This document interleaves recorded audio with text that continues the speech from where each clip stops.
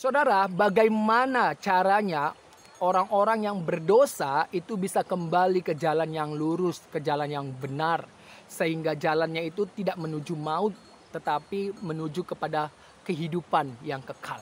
Bagaimana caranya, saudara? Kalau kita perhatikan, baca di dalam Kejadian pasal 3 ayat yang ke-6, 7, dan 8, di mana manusia pertama yaitu Adam dan istrinya itu telah melanggar perintah larangan Tuhan. Di dalam Kejadian pasal 2 ayat yang ke-17, di mana Tuhan Allah memberikan perintah dan larangan kepada manusia pertama yang telah dibentuknya yaitu Adam, dan larangan itu adalah apa? Mengenai buah pohon pengetahuan yang baik dan yang jahat, janganlah engkau makan buahnya. Sebab pada hari engkau memakannya, pastilah engkau mati. Nah, di dalam Kejadian pasal 3 ayat yang ke-6, 7, dan 8, manusia itu melanggar perjanjian yang telah Tuhan berikan kepada manusia itu. Ia memakannya, akibat dari ketidaktaatannya terjadi kematian. Kematian baik secara fisik itu akan menuju ke sana. Yang kedua, hubungannya rusak. Hubungan manusia itu dengan Allah itu rusak. Dan yang ketiga, kematian kekal atau kebinasaan kekal. Makanya supaya manusia ini jiwanya tidak binasa, rohnya tidak binasa, berada dalam penghukuman kekal, ada jalan keluar yang Tuhan sedang lakukan, yaitu ia membuat jalan keselamatan itu melalui anak tunggalnya, yang adalah firman yang telah menjadi manusia, yang di dalam Kejadian pasal 3 ayat yang ke-15, Mesias itu disediakan oleh Allah. Ya, firman yang akan menjadi manusia itu yang digenapi dalam Yesus Kristus, itulah yang menyelamatkan kehidupan saya dan saudara. Inilah yang menjadi kehendak Allah di dalam Yohanes pasal 6 ayat yang ke-40. Yang menjadi kehendak Allah adalah supaya setiap orang yang melihat anak itu percaya kepada anak itu, supaya tidak binasa, justru dibangkitkan pada akhir zaman.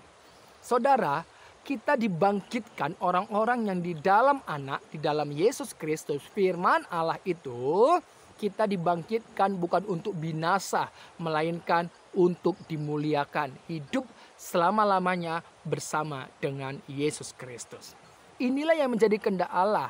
Tidak ada seorang pun yang Allah inginkan binasa, tidak. Tetapi semua diinginkan untuk mempunyai hidup yang kekal.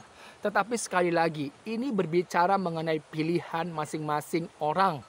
Kalau engkau percaya kepada anak itu, yaitu Yesus Kristus, engkau memiliki hidup yang kekal. Tetapi kalau engkau memilih untuk tidak percaya, itu adalah pilihanmu dan ujungnya adalah maut.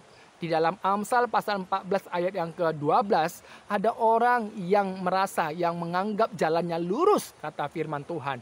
Tetapi ujungnya adalah maut. Kenapa maut? Karena semua orang telah berbuat dosa.